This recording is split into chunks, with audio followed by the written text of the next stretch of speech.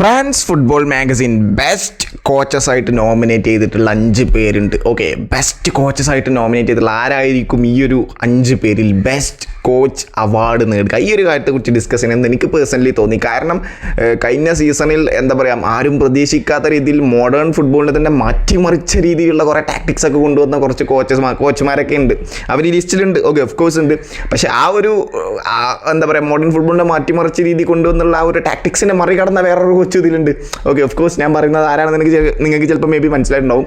First അഞ്ചാം സ്ഥാനത്ത് നിന്നല്ല, അഞ്ചാമതായിട്ട് ആദ്യം തന്നെ ഞാൻ പറയുന്നത് സ്ലോട്ടിനെയാണ്. ലിവർപൂളിൻ്റെ പുതിയ കോച്ചായിട്ട് ഹാൻഡിൽ ചെയ്തിട്ടുള്ള ആ ഒരു പൊസിഷൻ ടേക്കപ്പ് ചെയ്തിട്ടുള്ള ഡച്ച് കോച്ചായിട്ടുള്ള സ്ലോട്ടിനെയാണ് ഇവർ ഇതിൽ നോമിനേറ്റ് ചെയ്തിട്ടുള്ളത്. സ്ലോട്ട് എന്ന് പറയുന്നത് ഒരു യർഗൻ ക്ലോപ്പ് പോയതിന് ശേഷം ലിവർപൂൾ ടീം എങ്ങനെയാവും, ഒരു ആവറേജ് ടീം ആവുമോ, ഒരു എബോ ആവറേജ് ടീം ആവുമോ എന്നുള്ള രീതിയിലൊക്കെ പല ഡിസ്കഷൻസ് നടക്കുന്ന സമയത്താണ് സ്ലോട്ട് വന്ന ആ ഒരു ടീമിന് അൺബിലീവബിൾ ആയിട്ടുള്ള ഒരു പ്രീമിയർ ലീഗ് പോക്ക് അങ്ങോട്ട് പോയത്. ഓക്കെ, ആർക്കും പിടിക്കാൻ പറ്റാത്ത രീതി. ഒന്നാമത് പെപ് ഗാർഡിയോളയുടെ സിറ്റി അവിടെ ഒന്നൊരിച്ചിരി ഡൗൺ ആയി കഴിഞ്ഞ സീസണിൽ. പിന്നെ ആഴ്സണൽ എന്ന് പറഞ്ഞു കഴിഞ്ഞാൽ അവരും പീക്ക് ഫോമിൽ തന്നെ ആർട്ടിറ്റയുടെ ആഴ്സണൽ എന്ന് പറയുന്നത് അവരെയൊക്കെ മറികടന്നിട്ടാണ് സ്ലോട്ട് പിന്നെ ഈ ഒരു വരവ് വരുന്നത്. സ്ലോട്ടിൻ്റെ അണ്ടറിൽ മുഹമ്മദ് സലാ നല്ല ഫോമിൽ കളിച്ചുകൊണ്ടിരിക്കുകയാണ്. അപ്പോൾ അദ്ദേഹത്തെ പ്രോപ്പറായിട്ട് യൂസ് ചെയ്യാൻ പറ്റുന്നുണ്ട്. എർഗൻ ക്ലോപ്പ് പോയതിനു ശേഷം ഫ്ലോപ്പ് ആവുമെന്ന് വിചാരിച്ച ലിവർപൂൾ ടീമിനെ ഒരു ടോപ്പ് ക്ലാസ് ടീമാക്കി മാറ്റി സ്ലോട്ട് എന്ന് പറയുന്നത്. ചാമ്പ്യൻസ് ലീഗിലെ അവരുടെ ആ ഒരു സെറ്റ് ബാക്കാണ് അവരെ നല്ല പോലെ പുറകോട്ട് വലിച്ചത് കഴിഞ്ഞ സീസണിൽ. ഓക്കെ, കുറച്ച്. പക്ഷേ പ്രീമിയർ ലീഗിൽ അവർ ചാമ്പ്യൻസ് ആയി, അത് വേറെ കാര്യം. അതല്ല ഞാൻ പറയുന്നത്, ചാമ്പ്യൻസ് ലീഗിൽ അവർക്ക് ആ ഒരു റൗണ്ട് ഓഫ് 16 PSG പരാജയപ്പെട്ടതാണ് കഴിഞ്ഞ സീസണിൽ. അവരെ ഇത്രയധികം ഒരു അൺബിലീവബിൾ ടീമാണെന്ന് എല്ലാവരും അറിയുന്ന രീതിയിലാവാതെ ആയി പോയത് ലിവർപൂൾ എന്ന് പറയുന്നത്. അത് ഈ സ്ലോട്ടിൻ്റെ ലിവർപൂൾ സ്ലോട്ട് കൊണ്ടുവന്ന പല ടാക്ടിക്സും പല പ്രീമിയർ ലീഗ് ടീംസിനെതിരെയും ഭയങ്കരമായിട്ട് വർക്കായതൊക്കെ നമ്മൾ കണ്ടു. ഓക്കെ, അങ്ങനെ ആ ഒരു സ്ലോട്ട് ഉണ്ട് ഈ ഒരു നോമിനേഷൻ ലിസ്റ്റിൽ. പിന്നെ അതുപോലെ തന്നെ ആന്റോണിയോ കോണ്ടെ, അതായത് നെപ്പോളിയുടെ കോച്ചാണ്. ഇറ്റാലിയൻ സീരിയയിൽ നെപ്പോളിയുടെ കോച്ചാണ്. അതായത് നെപ്പോളിയും ഇന്റർ മിലാനും തമ്മിൽ ഇറ്റാലിയൻ സീരിയ ചാമ്പ്യൻഷിപ്പിന് നല്ല പോലെ ഫൈറ്റ് ഉണ്ടായിരുന്നു. ജസ്റ്റ് മിസ്സിനാണ് കോണ്ടെയുടെ നെപ്പോളി ആ ഒരു ഇറ്റാലിയൻ സീരിയ ചാമ്പ്യൻസ് ആയത്. 82 പോയിൻ്റ് നെപ്പോളിക്ക്, 81 പോയിൻ്റ് ആയിരുന്നു ഇന്റർ മിലാൻ എന്ന് പറയുന്നത് നമ്മുടെ UCL ഫൈനലിലൊക്കെ ഇന്റർ മിലാൻ നിങ്ങൾക്കറിയായിരിക്കും. അപ്പോൾ ഈ ഒരു ഇൻസാഗിയുടെ ഇന്റർ മിലാൻ എന്ന് പറഞ്ഞു കഴിഞ്ഞാൽ ബാഴ്സലോണേനൊക്കെ മറ്റേ സെമി ഫൈനലിൽ സാൻസിയാറോയിലോട്ട് പരാജയപ്പെടുത്തി അങ്ങനെ പീക്ക് ഫോമിൽ നിൽക്കുന്ന ഒരു ഇന്റർ മിലാനായിരുന്നു. പക്ഷേ ഇന്റർ മിലാൻ ട്രബിൾ അടിക്കും എന്ന് വിചാരിച്ച ടീമായിരുന്നു. പക്ഷേ ഒരു ട്രോഫി പോലും കിട്ടാതെയാണ് ഇന്റർ മിലാൻ കഴിഞ്ഞ സീസൺ കടന്നു പോയിട്ടോ, അത് വേറെ കാര്യം. അതുകൊണ്ട് അപ്പോൾ ഈ ഒരു കോണ്ടെ എന്ന് പറയുന്ന ഈ ഒരു കോച്ച് എന്ന് പറഞ്ഞു കഴിഞ്ഞാൽ ഇറ്റാലിയൻ സീരിയ അടിക്കണം എന്നുണ്ടെങ്കിൽ ഒരു ആന്റോണിയോ കോണ്ടെ ഏൽപ്പിച്ചാൽ മതി ആ ഒരു ടീമിനെ എന്നുള്ള രീതിയിലൊക്കെ പലരും പറയാറുണ്ട്. കാരണം ആന്റോണിയോ കോണ്ടെയുടെ ഇറ്റാലിയൻ സീരിയയിലെ ആ ഒരു ഹിസ്റ്ററി എന്ന് പറഞ്ഞു കഴിഞ്ഞാൽ അതൊരു അൺബിലീവബിളാണ്. അപ്പോൾ ഇന്റർ മിലാൻ ആയിക്കോട്ടെ, പിന്നെ അതുപോലെ തന്നെ യുവൻറ്റസ് ആയിക്കോട്ടെ, അങ്ങനെ പല ടീംസിനെയും ചാമ്പ്യൻഷിപ്പ് അടിച്ചിട്ടുണ്ട് ഈ ഒരു കോണ്ടെ എന്ന് പറയുന്നത്. അങ്ങനെ കഴിഞ്ഞ സീസണിൽ നെപ്പോളിയെയും കോണ്ടെ ഇറ്റാലിയൻ സീരിയ ചാമ്പ്യൻസ് ആക്കിയിട്ടുണ്ട്. അതാണ് ആ ഒരു കോച്ചിനെ നോമിനേറ്റ് ചെയ്യാനുള്ള റീസൺ എന്ന് പറയുന്നത്. പിന്നെ ഒന്നുള്ളത് എൻസോ മരസ്കോ, ചെൽസിയുടെ കോച്ച്. അദ്ദേഹം ഈ ഒരു അവാർഡ് വിൻ ചെയ്യാനൊക്കെ ഡിസേർവിങ് ആണെന്ന് ചോദിച്ചു കഴിഞ്ഞാൽ എനിക്ക് ഡൗട്ടാണ്, ടു ബി ഫ്രാങ്ക് പറയാലോ. എൻസോ മരസ്കോയുടെ ചെൽസി പ്രീമിയർ ലീഗിൽ 4ാം സ്ഥാനത്ത്. അവർ അടുത്ത സീസണിൽ യുഫ ചാമ്പ്യൻസ് ലീഗിന് ക്വാളിഫൈ ആയിട്ടുണ്ട്. 2024 എൻസോ മരസ്കോ ചെൽസിയെ ഏറ്റെടുക്കുന്നത്. ഓക്കെ, അതായത് ചാമ്പ്യൻസ് ലീഗിൽ പോലും ക്വാളിഫൈ ചെയ്യാൻ പറ്റാത്ത രീതിയിലുള്ളൊരു ടീമായിട്ടാണ് എൻസോ മരസ്കോ ഈ ഒരു ടീമിനെ ഏറ്റെടുത്തത്. ആ ഒരു ടീമിനെ ചാമ്പ്യൻസ് ലീഗിൽ qualify ചെയ്യിപ്പിച്ചിട്ടുണ്ട്. UEFA conference league champions ആയിട്ടുണ്ട്. ക്ലബ്ബ് വേൾഡ് കപ്പിലെ ചാമ്പ്യൻസ് ആയിട്ടുണ്ട്. Best club. അടുത്ത 4 കൊല്ലത്തേക്ക് എൻസോ മരസ്കോയുടെ ചെൽസി ആയിരിക്കും ഏറ്റവും ബെസ്റ്റ് ക്ലബ്ബ് എന്നുള്ളത്. അത് വളരെ വലിയൊരു നേട്ടം തന്നെയാണ് അദ്ദേഹത്തിൻ്റെ കോച്ചിങ് കരിയറിൽ. അതല്ല എന്നല്ല ഞാൻ പറയുന്നത്. പക്ഷേ പ്രീമിയർ ലീഗിൽ വളരെയധികം വലിയൊരു ഇമ്പാക്റ്റ് ഉണ്ടാക്കിയെന്ന് ചോദിച്ചു കഴിഞ്ഞാൽ ഇല്ല. അത് ഇറ്റ്സ് എ ഫാക്ട്. ചെൽസി പോലത്തെ ടീമിൽ നിന്നും നമ്മൾ പ്രതീക്ഷിക്കുന്ന രീതിയിലുള്ള അത്രക്കുള്ള ഇമ്പാക്റ്റ് ഒന്നും ഉണ്ടായിട്ടില്ല, അവരുടെ സൈനിങ്സിനനുസരിച്ചുള്ള ഇമ്പാക്റ്റ്. പക്ഷേ ഇനി പറയാൻ പറ്റില്ല അടുത്ത സീസണിൽ അദ്ദേഹത്തിന് കൊണ്ടുവരാൻ കഴിഞ്ഞിരിക്കും. കാരണം ലാസ്റ്റ് നടന്ന ക്ലബ്ബ് വേൾഡ് കപ്പിൽ അദ്ദേഹത്തിന് ഒരു ഐഡിയ കിട്ടിയിട്ടുണ്ട് ഈ ഒരു ടീമിനെ എങ്ങനെ പ്രോപ്പറായിട്ട് യൂസ് എന്നുള്ളത്. ചെൽസി എന്ന് പറയുന്നത് എപ്പോഴും ഈ ചെൽസി എന്ന് പറയുന്ന ക്ലബ്ബ് തന്നെ ബിഗ് ഗെയിംസിൽ ഫോം ആവുന്ന ഒരു ക്ലബ്ബാണെന്നുള്ള കാര്യമൊക്കെ നമുക്കറിയാം. കാരണം PSG എന്ന് പറയുന്ന ആ ഒരു ടീം എന്ത് ഫോമിൽ കളിച്ചുകൊണ്ടിരിക്കുന്ന ഒരു ടീമായിരുന്നു. റയൽ മാഡ്രിഡിനെ പരാജയപ്പെടുത്തുന്നു.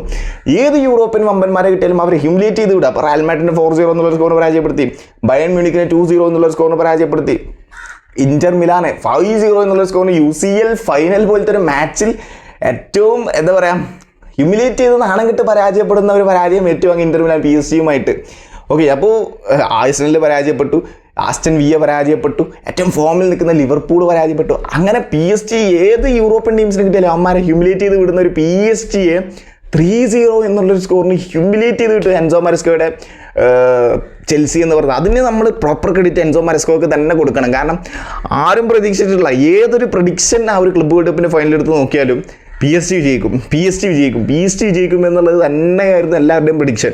പക്ഷേ ചെൽസി അവിടെ നിന്ന് അങ്ങോട്ട് അട്ടിമറിച്ചു. അതായത് എല്ലാവരും ഞെട്ടിച്ചു. എൻസോ മരസ്കോ ഒരു പ്രോപ്പർ ഒരു പ്ലാൻ അല്ലെങ്കിൽ ഒരു ടാക്ടിക്സ് ആ ഒരു PSG ടീമിനെതിരെ കൊണ്ടുവന്നു.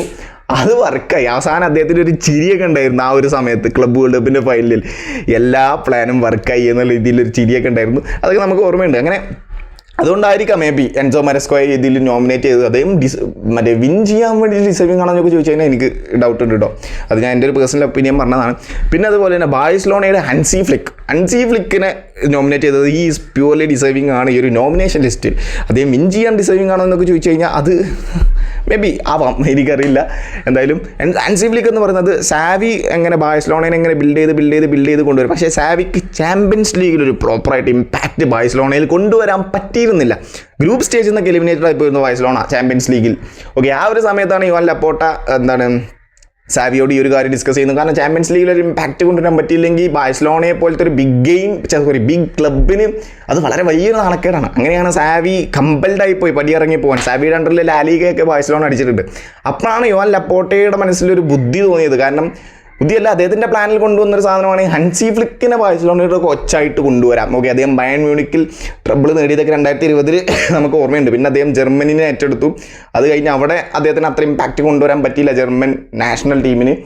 പിന്നെയാണ് അദ്ദേഹം ബാഴ്സലോണയിലോട്ട് വരുന്നത്. ബാഴ്സലോണയിൽ എന്ന് പറഞ്ഞു കഴിഞ്ഞാൽ അദ്ദേഹത്തിന് അറിയാവുന്ന കുറച്ച് പേരൊക്കെ ഉണ്ട്. അതായത് ലെവൻഡോസ്കിനകത്തൊക്കെ 2020 ഹൻസി ഫ്ലിക്കിൻ്റെ അണ്ടറിൽ ബയൺ മ്യൂണിക്കിൽ നല്ല ഫോമിൽ കളിച്ചുകൊണ്ടിരിക്കുന്ന ഒരു പ്ലെയറാണ്. ആ ഒരു സമയത്ത് ബാലൻഡിയോർ ക്യാൻസൽ ചെയ്തില്ലെങ്കിൽ ലെവൻഡോസ്കിക്ക് ബാലൻഡിയോർ കിട്ടേണ്ട ആളായിരുന്നു ലെവൻഡോസ്കി എന്ന് പറയുന്നത്. ഓക്കെ, അപ്പോൾ അദ്ദേഹത്തിന് ഈ ഒരു ബാഴ്സലോണ ടീമിൽ പിന്നെ കുറേ യങ് ടാലൻസ് ഉണ്ട്. സാവി കൊണ്ടുവന്ന കുറേ ട്രാൻസ്ഫേഴ്സ് ഉണ്ട്. എങ്ങനെയൊക്കെ അഡ്ജസ്റ്റ് ചെയ്ത ഒരു 1:1 റൂളൊക്കെ അഡ്ജസ്റ്റ് ചെയ്ത് കൊണ്ടുവന്ന് കുറേ യങ് ടാലൻസ് ഉണ്ട്. അതിനെ യൂസ് ചെയ്യാനായിരുന്നു ഹൻസി ഫ്ലിക്കിൻ്റെ ടാസ്ക് എന്ന് പറയുന്നത്. അത് വളരെ പ്രോപ്പറായിട്ട് യൂസ് ചെയ്തു. അതായത് ഇപ്പോൾ ഫോർ എക്സാമ്പിൾ റാഫീനെ അത്ര നല്ല ഫോമിൽ കളിച്ചുകൊണ്ടിരിക്കുന്ന ഒരു പ്ലെയർ എന്നല്ലായിരുന്നു റാഫീഞ്ഞ. അദ്ദേഹത്തെ പറഞ്ഞു വിടാനൊക്കെ ആയിരുന്നു ഓരോരുത്തരുടെ പ്ലാൻ. ഇപ്പം മറ്റേ നിക്കോ വില്യംസിൻ്റെ പേരൊക്കെ ജേഴ്സിയിൽ എഴുതി ആ ഒരു 11ാം നമ്പർ നമുക്ക് ഓർമ്മയുണ്ട് അതൊക്കെ. അപ്പോൾ റാഫീനെ പക്ഷേ എങ്ങനെയൊക്കെയോ പിടിച്ചു നിന്നു. ആ ഒരു റാഫീനിയെ പിടിച്ച് ഫസ്റ്റ് ലെവലിൽ ഫുൾ ചാൻസ് അങ്ങോട്ട് കൊടുത്തു. അതായത് ഫുൾ ടൈം കൊടുത്തു. സാവി 60 മിനിറ്റ് ഒക്കെ കൊടുക്കലുള്ളൂ ഇനി റാഫീനൊക്കെ ഫുൾ ടൈം കൊടുത്തു. പിന്നെ നമ്മൾ കണ്ടത് ബാലൻഡിയോറിനൊക്കെ കോമ്പീറ്റ് ചെയ്ത റാഫീനെ, ഒരു ബീസ്റ്റ് റാഫീനെയാണ് പിന്നെ നമ്മൾ ആ ഒരു ബാഴ്സലോണ സ്ക്വാഡിൽ നമ്മൾ കണ്ടത്, ബാഴ്സലോണ ടീമിൽ നമ്മൾ കണ്ടത്. അപ്പോൾ ഹൻസി ഫ്ലിക്ക് കുറേ ടാക്ടിക്സ് കൊണ്ടുവന്നിട്ടുണ്ട്. ഇപ്പോൾ കഴിഞ്ഞ ഈ ഒരു ലാസ്റ്റ് പ്രീ സീസൺ മാച്ചസ് ഒക്കെ നിങ്ങൾ എടുത്ത് നോക്കിയാൽ മതി. ബാഴ്സലോണയിൽ കുറേ ടാക്ടിക്സ് ഇംപ്ലിമെൻറ്റ് ചെയ്യാൻ നോക്കുന്നുണ്ട്. ആ ഒരു ഓഫ് സൈഡ് ട്രാപ്പ് ആയാലും ലാസ്റ്റ് നടന്ന ആ ഒരു പ്രീ സീസൺ മാച്ചിൽ എത്ര ഓഫ് സൈഡാണ് ബാഴ്സലോണക്ക് വന്നത്. അതായത് ഓപ്പോസിറ്റ് ടീം എത്ര ഓഫ് സൈഡ് ട്രാപ്പിലാണ് കുടുങ്ങിപ്പോയത്. അങ്ങനെ കുറേ എന്താ പറയുക ടാക്ടിക്സ് കൊണ്ടുവരാൻ നോക്കുന്നുണ്ട് ഹൻസി ഫ്ലിക്ക്. കഴിഞ്ഞ സീസണിൽ ഒരു പരിധി വരെ അത് വർക്കായിട്ടുണ്ട്. 4 എൽ ക്ലാസിക്കോ വിജയിച്ചു. അതായത് ആ ഒരു സീസണിൽ നടന്ന എല്ലാ എൽ ക്ലാസിക്കോയും വിജയിച്ചു. അതാണ് ആ ബാഴ്സലോണയുടെ. കുറേ കാലങ്ങൾക്ക് ശേഷമാണ് റയൽ മാഡ്രിഡിനെ ഇങ്ങനെ ഹ്യൂമിലേറ്റ് ചെയ്ത് വിടുന്നത് ബാഴ്സലോണ. 4-0, 5-2, 3-2, 4-3 അങ്ങനെ ആ ഒരു സ്കോറിന് പരാജയപ്പെടുത്തി വിട്ടു ബാഴ്സലോണ ഇവരെ, അതായത് റയൽ മാഡ്രിഡിനെ. പിന്നെ ബാഴ്സലോണയുടെ ആ ഒരു ചാമ്പ്യൻസ് ലീഗിലെ സെമി ഫൈനലിൽ ഇന്റർ മിലാനുമായിട്ടുള്ള ഒരു പരാജയമാണ് അവർക്ക് ഭയങ്കരമായിട്ടൊരു നെഗറ്റീവ് ഇമ്പാക്റ്റ് കൊണ്ടുവന്നത്. അത് പക്ഷേ കളിച്ച് തോറ്റൊരു മത്സരമാണ്. 7-6 എന്നുള്ളൊരു അഗ്രിഗേറ്റ് സ്കോറിനാണ് പരാജയപ്പെടുത്തിയിട്ടുള്ളത്. അപ്പോൾ എന്നെ സംബന്ധിച്ചിടത്തോളം അദ്ദേഹം ഈ ഒരു നോമിനേഷൻ ലിസ്റ്റിൽ, ഹൻസി ഫ്ലിക്ക് ഈ ഒരു നോമിനേഷൻ ലിസ്റ്റിൽ പ്യൂർലി ഡിസേർവിംഗ് ആണ് ഫോർ മീ, എനിക്ക് പറയാമല്ലോ. പിന്നെ ഇനി ലാസ്റ്റ് ഉള്ളതാണ് ലൂയിസ് എൻറിക്കെ. ഇദ്ദേഹത്തെക്കുറിച്ച് കുറച്ച് പറയണം. കാരണം വേറെ ഒന്നുമല്ല, ലൂയിസ് എൻറിക്കെ എന്ന് പറയുന്നത് മോഡേൺ ഫുട്ബോളിനെ, അദ്ദേഹം സ്പെയിനിൽ കോച്ച് ചെയ്ത സമയത്ത് വേറെ രീതിയിലായിരുന്നു അദ്ദേഹം കോച്ച് ചെയ്യുന്നത്. ഒരു പ്രോപ്പർ പാസ് ഇട്ട് ഒരു സ്ലോ ബിൽഡപ്പിൽ കൊണ്ടുപോകുന്ന ഒരു സ്പാനിഷ് നാഷണൽ ടീമിനെയാണ് നമ്മൾ ആ ഒരു ലൂയിസ് എൻറിക്കയുടെ അണ്ടറിലുള്ള ഒരു സ്പാനിഷ് നാഷണൽ ടീമിനെ കണ്ടത്. അദ്ദേഹം പിന്നെ PSG വന്ന് ജോയിൻ ചെയ്യുന്നു. PSG അദ്ദേഹം വന്ന് ജോയിൻ ചെയ്ത സമയത്ത് അതിൻ്റെ തൊട്ട് മുമ്പത്തെ സീസണിൽ മെസ്സി, നെയ്മർ, എംബാപ്പെ ഇവരെല്ലാവരും ഉണ്ടായിട്ടും PSG റൗണ്ട് ഓഫ് 16 പോലും ചാമ്പ്യൻസ് ലീഗിൽ കിടക്കാൻ പറ്റാത്തൊരു ടീമായിരുന്നു PSG എന്ന് പറയുന്നത്. PSG ആണ് എന്നുണ്ടെങ്കിൽ അദ്ദേഹം മറ്റേ നാസർ അൽ ഖലീഫി ആയാലും ലൂയിസ് കമ്പോസ് ആയാലും ഇവർ കുറേ കാലമായിട്ടൊരു പ്ലാൻ ഉണ്ടാക്കിക്കൊണ്ടിരിക്കുക. ചാമ്പ്യൻസ് ലീഗ് അവർക്ക് എങ്ങനെയെങ്കിലും അടിക്കണം. അതിന് വേണ്ടി അവർ കുറേ പ്ലെയേഴ്സിനെ കൊണ്ടൊന്നും, അവർക്കൊരു ക്യാഷ് ഒരു വിഷയമല്ല. മറ്റേ ന്യൂകാസിൽ യുണൈറ്റഡിനൊക്കെ പറഞ്ഞ പോലെ ക്യാഷ് ഒരു വിഷയമല്ല. പക്ഷേ അവർക്ക് എങ്ങനെയെങ്കിലും ചാമ്പ്യൻസ് ലീഗ് അടിക്കണം, യൂറോപ്പിൽ എങ്ങനെയാണ് ചാമ്പ്യൻ ആവണം. അങ്ങനെയാണ് അവർ ലൂയിസ് എൻറിക്കെ ഒരു സീസണിൽ കൊണ്ടുവന്നു. നെയ്മർ ജൂനിയർ പോയി, മെസ്സി പോയി, ഇവരൊക്കെ PSG വിട്ടുപോയി. എംബാപ്പെ മാത്രമായിരുന്നു ഉണ്ടായിരുന്നത്. പിന്നെ അത് കഴിഞ്ഞ സീസണൊക്കെ ആയപ്പോൾ എംബാപ്പയും പോയി, റയൽ മാഡ്രിഡിൽ പോയി ജോയിൻ ചെയ്തു. പക്ഷേ ലൂയിസ് എൻറിക്കെ പറഞ്ഞത് തനിക്ക് അങ്ങനെ ഒരു സൂപ്പർ സ്റ്റാറിൻ്റെ ആവശ്യമില്ല, ഒരു എന്താ പറയുക 13-14 ഗോൾ അടിക്കുന്ന 2-3 പ്ലേയേഴ്സ് കിട്ടിയാലും അദ്ദേഹത്തിന് ഓക്കെയാണ് എന്നുള്ള രീതിയിൽ ലൂയിസ് എൻറിക്കെ പറഞ്ഞത് വളരെ കൃത്യമായിട്ട് അദ്ദേഹം ഗ്രൗണ്ടിൽ കാണിച്ചു തന്നും ചെയ്തു. അതായത് വളരെ സെൽഫിഷായിട്ട് ഒറ്റയ്ക്ക് കളിച്ചുകൊണ്ടിരുന്ന ഉസ്മാൻ ഡെംബലെ പിടിച്ചൊരു പ്രോപ്പർ ടീം പ്ലെയർ ആക്കി. ബാലൻഡിയോറിന് വരെ റേസ് ചെയ്യുന്ന ഒരു പ്ലെയറാണ് അദ്ദേഹം. പിന്നെ ദസേരെ ദുവേനെ കൊണ്ടുവന്നു. അദ്ദേഹം ആ ഒരു ടീമിൽ എത്രത്തോളം ഇമ്പാക്റ്റ് ഉണ്ടാക്കുന്ന പ്ലെയറാണ് നമുക്കറിയാം. ആ ഒരു സീസണിൽ ലൂയിസ് എൻറിക്കെ ലാസ്റ്റ് സീസണിൽ കൊണ്ടുവന്ന പ്ലെയറാണ്. പിന്നെ അതുപോലെ തന്നെ ക്വരറ്റ്സ്കേലിയെ കൊണ്ടുവന്നു. പിന്നെ വിറ്റീനിയൊക്കെ ലൂയിസ് എൻറിക്കയുടെ കണ്ടല്ല ആ ഒരു മിഡ്ഫീൽഡ് കൺട്രോൾ ചെയ്യുന്നൊക്കെ നമ്മൾ കാണുന്നത്. പിന്നെ അതുപോലെ തന്നെ ചാവോ നവാസ് ആയിക്കോട്ടെ, ഫാബിയാൻ റൂയിസ് ആയിക്കോട്ടെ, അങ്ങനെ ആ ഒരു PSG ടീം എന്ന് പറയുന്നത് ആരും ഭയക്കുന്നൊരു ടീമായിട്ട് മാറി. അതായത് പ്രസ്സിങ് ഫുട്ബോൾ ഇംപ്ലിമെൻറ്റ് ചെയ്തു.